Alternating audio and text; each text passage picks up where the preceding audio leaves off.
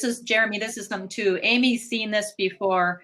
If we get a few more people in, it'll be great. So when we talk about upcycling, that's what we're talking about today. So as people jump in, I'm focusing on the upcycling movement turning into an industry.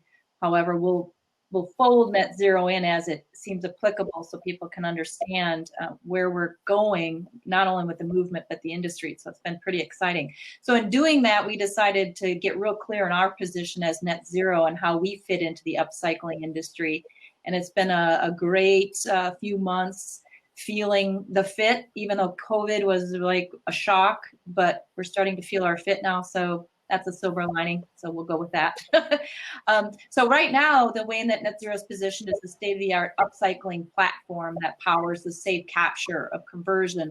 And we're only talking today about industrial food and beverage byproducts.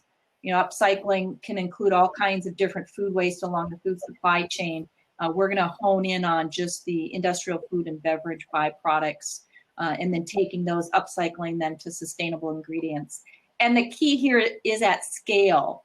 So there was an article that came out about the upcycling community a few days ago, and the key was it's not going to go anywhere without scale.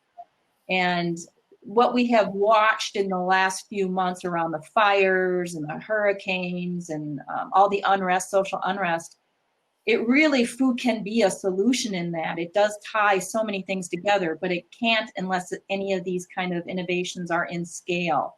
So that is true for upcycling food as well. It's exciting times. When I watch what's happened in the past couple years, it's not scaling fast enough for what we need it to do as far as climate change and injustice, food injustice, and all the things that go along with that. So we're in the fight, and Garrick and I, this is Garrick Villaume. Jeremy, I don't know if you've had a chance to meet Garrick, but he is the CSPO and has his perspectives from his own lens too, which has been instrumental in keeping up the good fight. So we're committed to that. So Net Zero is a benefit corporation. Jeremy knows that. The firm did the work. And I am glad now that the panel earlier, all those folks are an impact. And, you know, a few years ago, I was unsure about that B Corp thing and what that would really get us. I'm convinced more than ever now it was the right move to do. And going forward, it's going to be really important, long game, you know, the game to really solve these most challenging problems we face. And so I'm glad we did it. So thank you, Jeremy, by the way, in your firm. So, you know, we've mentioned Upcycled Food Association. To give some perspective of this past year and what's happened is, you know, I've been out and about when we could do that and physically network and met all kinds of people upcycling. So there are lots of us doing it, and there wasn't any cohesive community for it. So last October of 2019, we did start a trade association. So an Upcycling Food Association is now formed. It was announced at ReFed with the support of ReFed and Harvard and Drexel University and all kinds of stakeholders. It's really been a humbling experience, to be honest, on how many people care about food waste and its effect on climate change, and how they view keeping food for human consumption is important. So that got kicked off. There was 8 founding members of that trade association, myself included.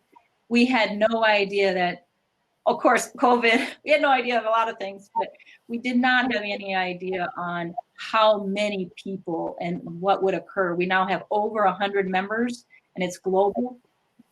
We're having our first annual meeting, and a vice president of Dole is the keynote speaker. And they called us. So, you know, all of a sudden you're seeing how much of this would have been that moving quickly without COVID. I do think COVID was a piece to tip it. So, you know, that's a silver lining. Every day we got to get up and try to find a silver lining, and this is a big one for us. So we're excited about Net Zero's play in the upcycled food arena, and we'll get to that. You can go ahead and get the next slide, Garrick, and we'll start talking about that. I mentioned food waste as a whole.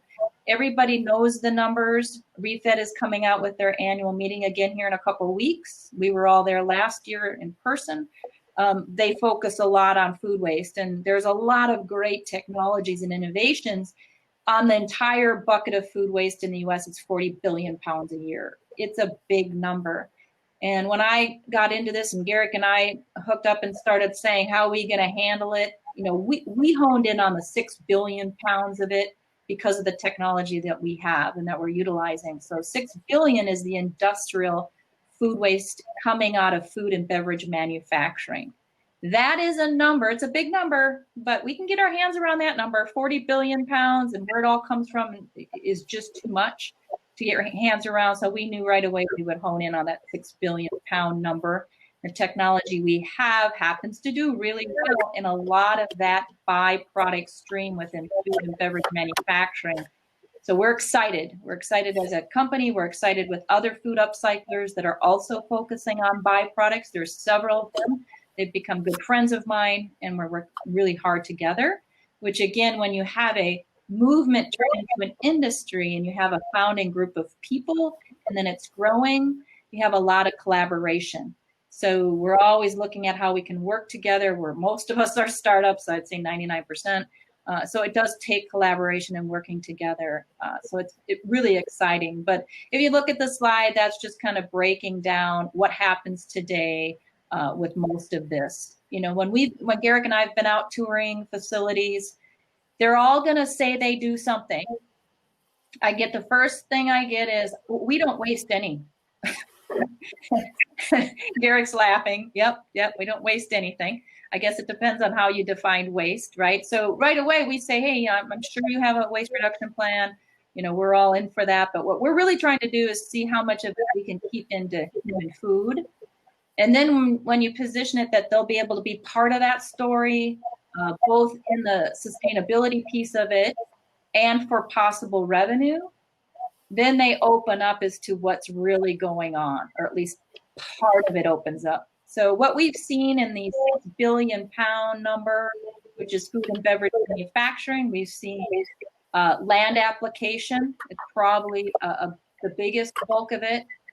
We've seen some going to feed, like in the brewery world. And then when you research that a little further, you realize it still ultimately ends up at the dumpster because of it being time is of the essence, highly microbial. It rots really quickly, and it ends up in the garbage because they're not using it. So even in those solutions, there needs to be some upcycling going on and some saving that food in a safe manner so we can do something better with it.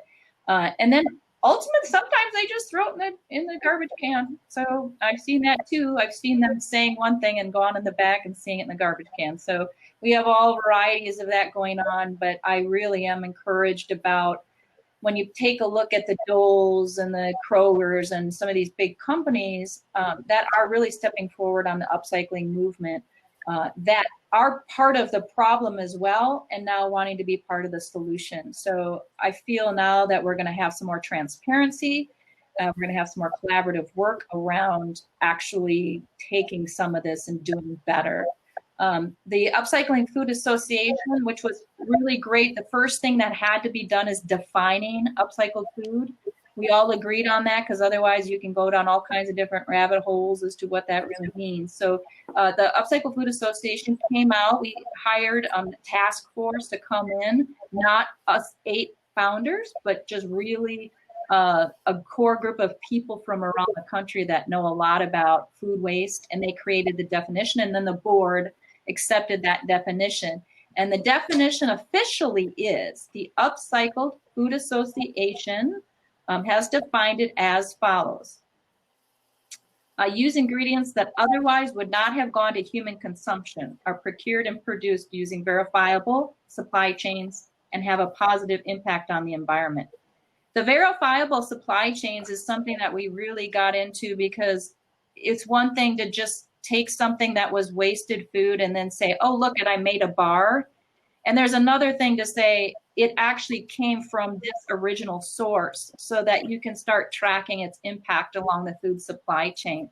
So we didn't want to just make it about taking something and then marketing it and then getting a high price for it because you're calling it upcycling. We really have a lot of touch points there to verify where it's coming from, what it was doing before, where it was going, and then its opportunity. So the next on the agenda, now that we've defined what upcycled food is, we're actually going through a process to certify. So within a year, next year, we'll deploy an actual certification. So somebody can have that power bar that's sold in the grocery store and can actually have a certifying stamp on the back that it's been certified for upcycled food through the association. So we're going through that process, and that's eye-opening. And we have people that were part of the non-GMO certification creation, and fair trade, and all weighing in on what this should look like from the mistakes that were made on some of these other certifications. So that is really, really exciting. Now go back to net zero and how we play on this. So Garrick's got his next slide, and I mentioned scale.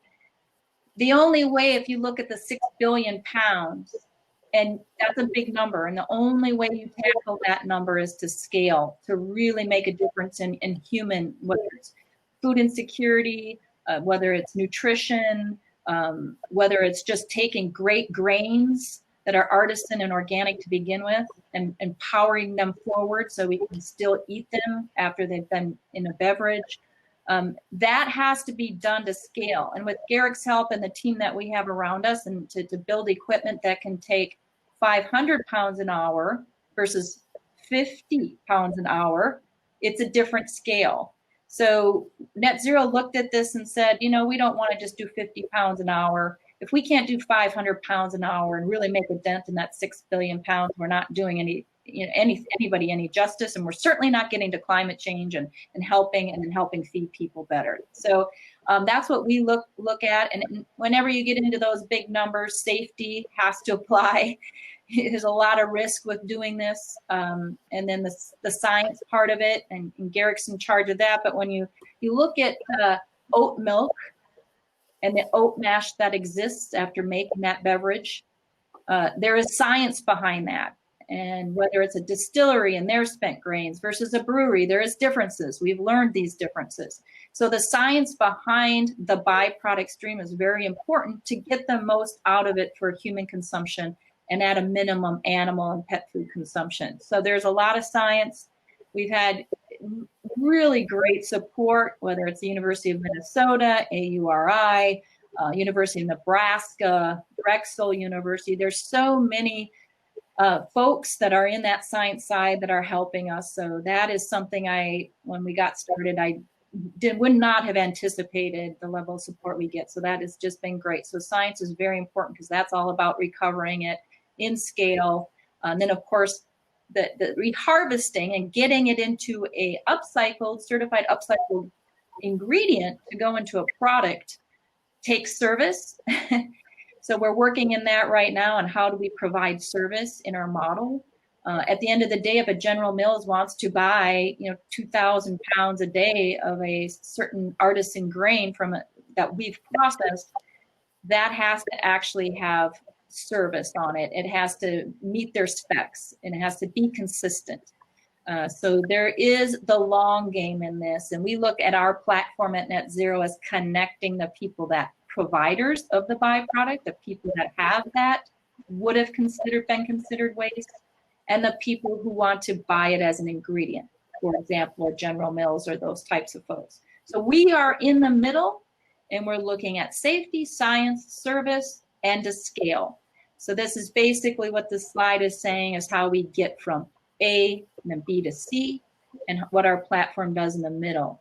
I'll tell you what I've learned in the past few months is there is not a lot of people playing in the middle. In fact, I don't really know. They might dabble, but they really are on the end as a consumer product company. They're making the bars, and they're also trying to process something ingredient, but they're really focused on consumer goods. That is a big arena. Consumer product goods takes a lot. It's not a game that Net Zero wants to be primarily in.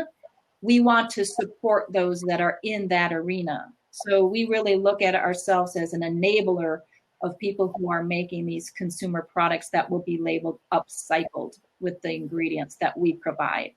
So that is our platform. It's been 5 years in the making of understanding our position in this. And then, of course, timing is everything. And who would have known that when we started, we didn't know what upcycling was. All of a sudden, somebody says, "You guys are upcyclers." Oh, okay, we're upcyclers. Interesting. And all of a sudden, a couple of years later, we're founding, a trade association, and we're connecting, and we're realizing where our particular best value is in that middle, in that connecting the two. So that's been from a startup and the history of where we were and where we've come. We're going to write a book, right, Garrick? No, definitely. There's a rich story here, and it's connected to another big story on the whole waste question, right, and how we approach it culturally. Yep. And so we're part of that. So it's exciting day to day. It's like this, but ultimately we know we're passionate about what we do. So it's great. So next slide. Remember what's on this one. Again, we just covered this. We're in the center. That number I do believe that number, that $46.7 billion that is wasted, right? That is an opportunity economically. So yes, we're a B Corp. And Jeremy, you said you listened to that session earlier.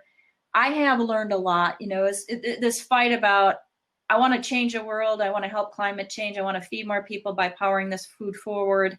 I now realize that actually economically as a business model has to work first. And I also agree that it can be integrated and intertwined. So that panel this morning was great because we've all come to that same conclusion from different directions. And now you're seeing a lot of people who are going into wanting to be an impact startup, but also understanding the importance of the revenue model and the business part of it. So I feel like people are addressing both really forward with a lot of resources. And I'm really excited. Sarah's part of that. She's doing some great work with providing mentoring more on the business side and integrating the impact because she's had a lot of experience from several levels. So I feel really good about the opportunity going forward economically and proving that this is something that is literally can change. It's not just we got to get rid of food waste and it's an expense and we just got to lower the expense of getting rid of it. It really now is, how do I really economically, how do I change a community? How do I be inclusive, versus exclusive with, jobs and people being involved in this, this movement in now industry. And I really think it's one of the things that will come out of COVID as something that will shine. So super excited about it. And super excited about Net Zero's position in it and going forward and having that local, right? We deserve in Minnesota to have the press we're getting. We have all the different spokes necessary in food and agriculture here. The East Coast and the West Coast, as far as the founding board members of UFA, I'm the only one in the middle in the Midwest. I guess that means flyover. I guess they don't tend to look at in the middle of the country enough, but the middle of the country, those of us in Minnesota and the Midwest here can solve some of these problems faster if we can unleash the funding and we can collaborate really, really fast. I feel like we have, and people know I get on the soapbox about this, but we really do. We have the stakeholders. We just have to really focus on the funding and getting that money targeted towards this great work. I think, Jeremy, I'm not sure if this next slide talks about Tattersall. We've again, this is a learning from COVID. Everybody's talking this last week in Startup Week about what is your learning through COVID, and Sarah, bless her heart, with Atlas Provisions, having COVID destroyed their company, and it's just really sad stuff. And at the end of the day, resiliency has to be there. And with our situation with Tattersall, along with other breweries that we were processing for and doing a lot of great work testing with, when they all shut down, we shut down. And so that was okay. Now what?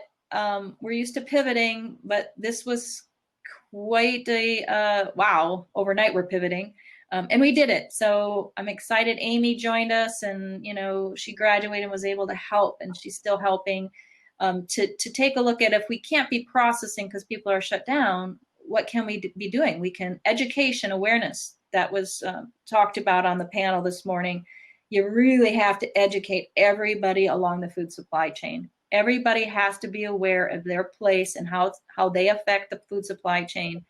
And COVID gave us that spanking, and it came hard.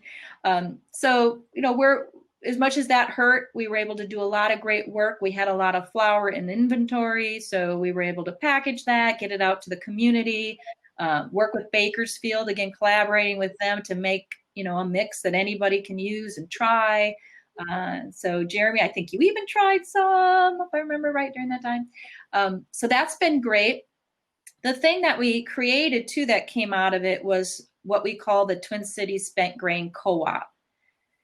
So that was something that had been thrown around for a couple of years. We didn't really know how that would all come to fruition, but it did. So what it allowed us to do is, as the breweries and distilleries start to ramp up, we're able to have some better discussions, some more focus on how it might work to scale. What does it really mean for a brewery and distillery in the back of the house? And really ask them and talk to them. What do you need? And so we feel that gave us a good 3 to 5 months to understand what a co-op would look like in the Twin Cities. So breweries, distilleries, bakeries, restaurants, food production folks like We Are Nuts and Field Theory Foods, who are all planning to use these ingredients in new food products. We've had a chance to sit with them and work with them on how that will look. And then what we've been able to do, and why it became so powerful to be part of our platform, is to create these cooperatives on a community level. So now when we go to Ann Arbor, Michigan, when we go to Chicago, and we say, you have breweries, you have distilleries, you're going to have the spent grain. It's artisan grain, it's local. 90% of this grain these craft breweries and distilleries use is artisan and local, highest quality grains. So that should stay in a community. And so we really figured that Twin Cities Spent Grain Cooperative can be replicated in any city. If we've done it right here and we make it work here, we can turn around and replicate that, and each community can have grain recovery. And it can be centralized, it can be hooked to bakers, to restaurants, to food production people, and this grain can be then utilized. Now the scaling part, again, scaling is important. We don't want to just do a couple 100 pounds of spent grain a day. Our goal is to do thousands of pounds a day. There is no way humans can eat that much spent grain, regardless of what we try to do. So there is a level that has to go back to the farm. So we're now working on that aspect of it, saying this grain now can go to animal and pet food. What does that look like in the model? How does that work? We're partnering with farmers to do that. So that's not something Net Zero has to do. It's just partnerships in the farming community to take a look and distribute those grains back into animal feed, and then also work with pet food manufacturers as well. So that's the Net Zero platform. That's how our position is in enabling the upcycled food industry to really start to look at scale and the challenges that come to us when we're looking at scale.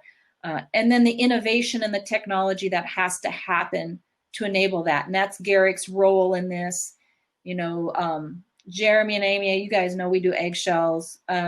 That process of getting eggshells from the breaker or hard cooked plant into ingredients takes Garrick's work. It's not just dreamt up and it's that easy. There's a lot that goes into that. So even though the general idea of our platform on the hard technology side we pretty have a good handle on it, there's ancillary parts to that, equipment and processes that have to happen. So it's a never ending. You can't look at that process as one day we'll be finished with it. Every time you take a look at a stream of byproduct in that 6 billion pound category, Garrick's work is to get in here and then tweak it. What else is needed, again, to get that, you know, safety science part down. So that's net zero going forward. Sky is the limit. We're excited about it. We have a lot. It's interesting how many breweries and distilleries now coming out of COVID are looking at the spent grain as, and now that they've heard some of this, and they really do want to start their process with a better solution around their spent grain. So I feel that there's a lot of good positivity around it coming out of COVID, and we need that right now, to be honest with you. It's been really hard to see people struggling, going out of business, and really trying to redefine as a small business, and the funding isn't there, and it's been brutal to see. But I'm hopeful, because we're seeing a lot. The people who have doubled down and said, no, I'm staying around, I'm going to do this, are calling us. And so we're excited about it, and looking forward. There'll be a lot of work to do. We just going to have to get some funding going. And Garrick and I have talked a lot, and Jeremy, probably you'd have a lot to offer us too. I know you guys have done a lot of great work with getting funding together through, you know, impact type companies, through, you know, I know that you guys are doing some crowdfunding equity stuff, and we're seeing some of that stuff out there. In fact, Renewal Mill, who's a fellow upcycler, is doing an equity crowdfunding campaign right now. So I'm kind of seeing how that ends up working out for them, and maybe with Avisen we can do it a bit better. We'll kind of watch their mistakes and see what we can do better with it. So yeah, so why don't we open up to questions? Jeremy, I want you to meet Amy. Amy's on here. She's our community engagement. She's on the ground working with folks. We've got an ambassador program coming where we can start educating younger people about food upcycling and how they can be involved and spread the word, and really start to look at, with their dollars, let's be spending it on food that makes a difference. And so, yeah, we're pretty excited. Jeremy says here he made some delicious sourdough. Must have been with the rye. That is delicious. So Jeremy, can we let Jeremy and Amy in, Garrick? Because I think it might be fun to since we have a few minutes here to talk to them.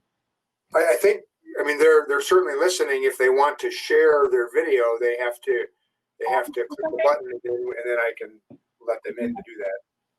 They can certainly access the live feed. Here we go. Yeah, because this is being recorded too, so it'll be great to get some of Jeremy's views on what he's doing for crowdfunding over there. I might have misclicked on that, Jeremy. Try that again. Oh, there you go. All right, here you come. It just takes a moment for it to pick up. There he is. Nice to see your face. It's a good thing I'm not in my bathrobe. Oh, yes. Thank God you didn't. You put your clothes on today. Yeah, so Amy's having camera problems, so she's just going to sit here. That's fine. She says, hi, Jeremy. So what is coming of that crowdfunding and equity change with being able to have more investors giving a little bit? Is there any progress? Yeah, so we're seeing activity, actually. So Jeremy Kalin, Impact Council attorney at Avisen Legal, and Net Zero's attorney. So, you know, seeing quite a bit of support on the three routes of crowdfunding. So I'm going to focus on the funding side first, and then talk about the crowd element of it, because most people, I think, hear funds when you talk about crowd funds and they're like, oh, money. But the reality is you need to also develop, and we've talked about this a little bit, to develop the proper audience that can actually that you can reach with the offer. So, you know, there are three distinct types of crowdfunding. Really, we talk about two, but I had a really phenomenal experience recently with the third.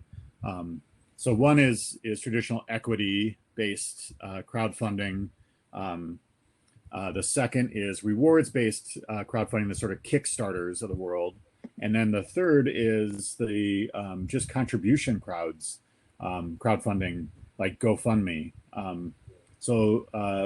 A recent really interesting client, Black Garnet Books, just went from a bold idea in the week or two in the wake of the George Floyd killing and the unrest and the mobilization there to do something on social equity, really realized that she wanted to follow her passion to, at the time, there was not yet a Black-owned bookstore in Minnesota, and only 29 nationally.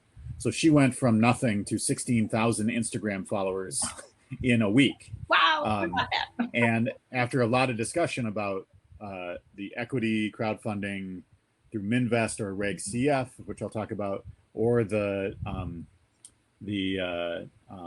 rewards-based Kickstarter crowdfunding, we together ultimately determined that she would be in great shape to raise her goal, initially 72,000, and then another 50% on top of that. Ultimately, I think it was $120,000 raised in a week through just donations through GoFundMe. So no expectation there, but certainly the mobilization of aligned values. The time is right? So she clearly had getting a following of a crowd of 16,000 allowed a lot of $10 and $20 and $100 contributions to add up quickly. The Kickstarter pieces, where you're just giving rewards to folks who help launch. So the highest Kickstarter in the non-food space, although I do think that it's an interesting idea for Net Zero to think about, and other food startups, non-perishable food startups. Our family loves playing, I was gonna say Angry Birds, that's not it, Exploding Kittens. It's a really novel card game. And so if you've never played it, but it's a Kickstarter ever.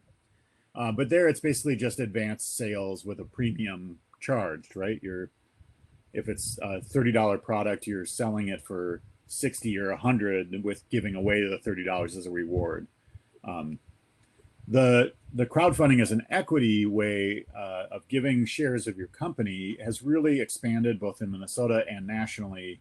And the SEC has actually allowed us to do much greater flexibility, or proposing to do even more flexible stuff with crowdfunding. But we can now actually advertise through the Reg CF exemption of securities to raise money for an organization like Net Zero to non-accredited investors. You can basically just pump out to almost anyone for up to $1.07 million in each round. And that, if you think about it as being an equivalent to a Kickstarter, but giving away interest in the company, there's a lot of back-end stuff that we can help move through really efficiently with partners that have platforms, et cetera. But if you have a crowd, and I love how the work of the trade association helps to build that crowd, right? It's one of those pieces. But if you have a crowd, it's easy to think about catalyzing folks to either take an equity share as a shareholder in the company or to be a significant Kickstarter supporter. That's really the mechanics of raising money, either through Minvest to Minnesota investors or Reg CF nationally. That's manageable.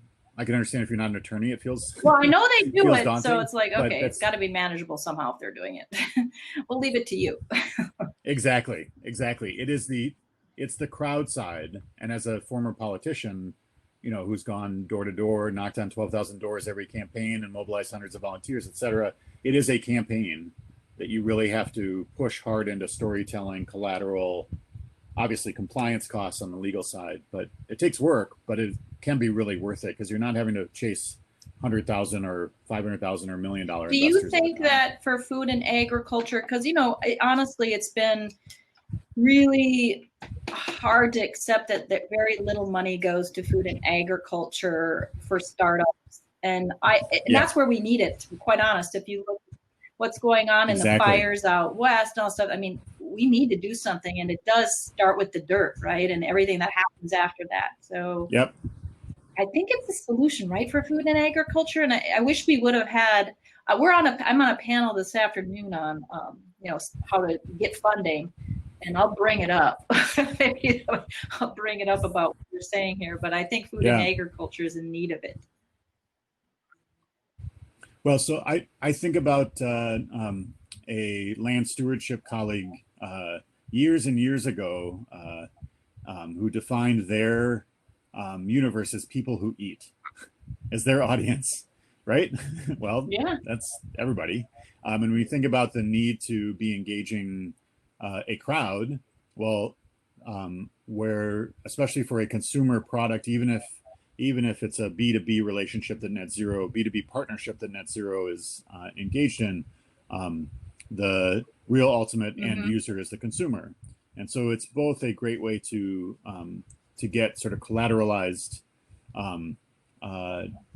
champions, like those ambassadors, the program you're rolling up, to translate their passion for the product into operating capital for the company, and vice versa, right? To help to generate sales at the same time. I always try to think about how can we do two, three, four things at once. Right. And I think being yep. So I think in the food space, it makes a ton of sense to think about crowdfunding. It's not great. It's not the perfect tool for everybody. I'm a craftsperson. My background is in the arts and the crafts. And so you give me a screwdriver, I can do a lot of things with a screwdriver, not always, drive a screw. But there are things I can't do with a screwdriver at the same time. And that's the same thing with crowdfunding. It's a really impactful tool that could get working capital to companies, or could be so much time spent on the crowd side that it's not quite worth the effort. Great. So I know Garrick probably wants to chime in here, because we have an idea of putting together an incubator of, like, say, upcycled or byproducts of, different types and different companies wanting to work on that. Is that something, Garrick, why don't you, I know you have a couple questions, right? Well, yes. So I think there's a role for the crowdfunding and taking advantage of policy like the Minvest law here to open up an opportunity for investment in endeavor, in enterprise, so that it can fund these long-term circular businesses that take an extraordinary amount of time to establish. I think I'm quite a historian of technology and innovation, and as a species, right, and certainly as a society that views itself as advanced and modern and all of these things, we have become very impatient and very intolerant, right, of time and effort to really get meaningful work done. We've built an economy, right? We've built a system that feeds most people pretty well, but we've done that in a way that drives an enormous amount of waste and loss. A lot of that waste and loss wouldn't be tolerated in businesses like the chip business, right? The semiconducting businesses, right, telecommunication businesses, right, things of this nature. And those types of firms, with which I have extensive history from my employment background, drive their yield and their performance to maximum output well beyond anything I've ever seen here in the food industry. And I'm not a food industry veteran, but certainly I believe that we accept way too much loss. Mm-hmm. People shouldn't forget that the power of production that we've done to feed so many people and the successes we've had have also come with horrible stories that are captured in books like The Jungle, right, and problems that we see around the world. And just recently, say, for example, reports of exploitation in the palm oil industry, right, and a large number of large firms that have global power and influence, and all of these things. And so there's this backdrop that we accept the useless disposition of intrinsic value far too broadly and far too greatly. But on the other hand, we've been taught that our focus for investment and enterprise needs to be incredibly laser sharp, highly predictable, and must meet extremely high standards for return in amount of time. Right? These have become very short period of time. Like, okay, you want a 10x return in 24 months? How does that work in agriculture and food? It does not. Right. So let's talk about the 6 billion versus the 40 billion, right, that Sue has in her slide. And there's an even bigger number, right, when you total up all of the food waste. Not all of that 40 billion has high intrinsic value, but a lot of it does. And what I mean by high intrinsic value is, I mean that if you are somehow able to unlock it, recover it, reclaim it, reharvest it, it can be returned to the consumption cycle in some form or fashion, whether that's as a food ingredient or whether that's as a medical constituent or component whether that's at some other composite Right. ingredient, say the calcium for eggshells going into replacements for plasticware, just as an example, right? These kinds of things can be done. Our approach, as Sue, I think, thoroughly articulated, is focused on unlocking that early value and enabling scale, which is a different problem, say, from going off and manufacturing some widget or even producing a unitary product, because Right. of the diversity of the supply chain and the complexity and the differences involved in all that. So to go from that and get those early wins, the low-hanging fruit, and so the spent grains, the eggshell products, those things are the traction, right? Those are the stepping stones, or what's often called now the beachhead, right? In the language, right, of the entrepreneurial fashion. Right. We have really good line of sight on that and are comfortable with our technology approach. And we are confident that in solving those problems, we will open up the opportunity space for the harder, more intractable problems of more difficult materials, husks, things like the husks that are coming out of the pomegranate challenge, right? That's being put out by Palm. Yeah. By Palm, the pomegranate company.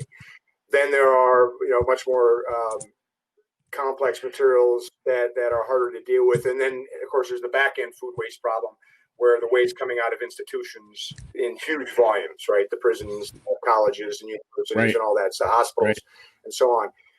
We can't solve those now. The intrinsic value, such that there is maybe locked very deeply, right? In some of those harder problems, it is not a uniform problem, so we have to take it in stages. But we have every reason to be confident that if we start on the journey, we will progress and we will solve problems in a serialized and parallel where we can fashion, and we will open up the opportunity space. The problem is that approach does not fit the conventional expectation for investment here. So I'm Not looking at all, not close. and I've spent some time analyzing the accelerator world and the incubator world, and have worked in it, for a number of years now. And it has its pros, but it has a number of cons, right? And one of the cons is it tends to promote the fashion story, right? It tends to promote the pageantry of entrepreneurship, and that isn't really what this is about. So I'd like to find a way to establish an investment vehicle where the investment is the future endeavor, the future companies that are solving these problems over the long haul, and use examples like Net Zero that says we can take this early approach to solve this problem in these low-hanging fruit areas, and we have every reason, based on the experience of technology history, to expect that those applications will become easier and broader as we proceed, and that is a long-term investment platform for a wide base of people, not a select few, right, that are interested in placing bets, but the broad many that are interested in promoting ongoing economic growth and potential in their area or their region of interest. Right. That's what I'm looking at trying to establish. So. And real change is, as it relates to climate change, some of these issues that we really have to do something different fast. So yeah, we'll have to probably teed up here, but it looks like Mark and Michael have been saying stuff in the chat. Looks like we might have a next meeting for all of us to talk about it. But yeah, it was great. I know that's what I was hoping to have somebody like Jeremy in here and get a good discussion, and Mark, Michael, and Amy as well, so we can maybe make a change pretty quickly. But I'm going to bring some of this stuff up today on the panel for how to fund your startup. So I'm not shy, clearly. No, neither of us are shy, right? And we have some strong opinions. Yes. So I'll just follow up quickly on Garrick's thoughts as a global perspective, and then probably relieve folks from having to see my ugly mug on video too. In a couple of industries, so I cut my teeth on the policy enterprise nexus as a policymaker in the energy efficiency world. And for a long time, the market signals were not strongly supportive of sufficient enterprises, both in terms of sort of platforms and then specific technologies or aggregation of technologies in the energy savings world. No matter how strong the paybacks were, they just couldn't compete for the competition of capital for business owners to implement those energy savings technologies. And And so a lot of that work was happening in slow growth companies or hosted by nonprofits. And only in the mid 2000s was there sufficient momentum on the economic and carbon overlaps together that all of a sudden energy efficiency kind of became sexy. It just, I mean, when I worked on the policy stuff in 2007, specifically my first major endeavor in the Minnesota legislature, and then as an Obama task force chair nationally, only then was it, I mean, there were very few of us in the entire country that were working on the on this front. And now it's just like everyone knows energy efficiency is de rigueur. You have clean tech companies up the wazoo. It's great. And so I think that there's a real strong need to support that ecosystem in the food waste sector. I think we don't have to go through the same long 30-year lead time that the efficiency world. I just don't think we need to. And I also think we're going to see market signals, knock on wood, that put a price on carbon. And when you put a price on carbon, you're starting to look at the transportation of food waste. You're looking at the transportation costs up to delivery of food, and then the waste of that, the embedded carbon and the embedded cost at a social level. And then you're also looking at the transportation of the waste itself, whether to landfills, which is horrible, or to composting sites, which is slightly less horrible, right? Oh, let me just jump in and say that's a very immediate factor in something like the grain recovery. Yeah. Because we don't want to move the water to a central processing place and then finish the opportunity actually to reclaim that water ultimately. We want to reclaim the water on site and then move just the grain, if we need to a place where it gets processed. And so then that water can be returned back into the process there. So there's that level of subtlety to it, in addition to just the costs, right, of the burden that you're describing now. Yes, yes. And then there's a really interesting company. I happen to have family connections and be a shareholder myself. So full disclosure, but a company called Wheel Tug that just last week did their full-on demonstration of technology that they've been doing for 30 years. That is actually eliminates the need to do a tow. Planes can't go backwards. Well, this allows planes to go backwards and forward, and it solves a major carbon issue because you'd be doing electric taxi and not turning on your jets until you absolutely need them on the taxiway. And I share this because it took 25, 30 years of incubation of the technology behind it to get to where they are, but also because in the transportation field, in air travel, it's been an impossible problem, nearly impossible. I don't like impossible, nearly impossible problem to solve of carbon emissions in the air travel space. You just can't get lightweight motors that are efficient enough powerful enough to take more than 5 to 15 passengers on anywhere past a few hundred miles, right? You can't right now in the near future displace that. Well, this can remove, can't remember if it's 10, 15, 20% of the carbon impact from air travel, and has all these other ancillary benefits from maintenance to faster ground turnaround time, like something like Southwest, has really built their reputation around savings on that front and their business model. So thinking about not only that longer incubation time and having some more patient investors and partners in that, providing some capital, but more importantly, how do you do a shared savings model that can actually, some of this is you have externalities that now, how can you make them internalities, internalized benefits, which I know you're working heavily on, but also, like the fry oil being turned into biodiesel at 10, 15 years ago. Well, you solve a huge problem for restaurateurs who are paying to remove fry oil, waste oil from their facilities, when in turn you could flip that and have them get that's paid the model. for that. It's the share model. Yeah, absolutely. That's exactly right.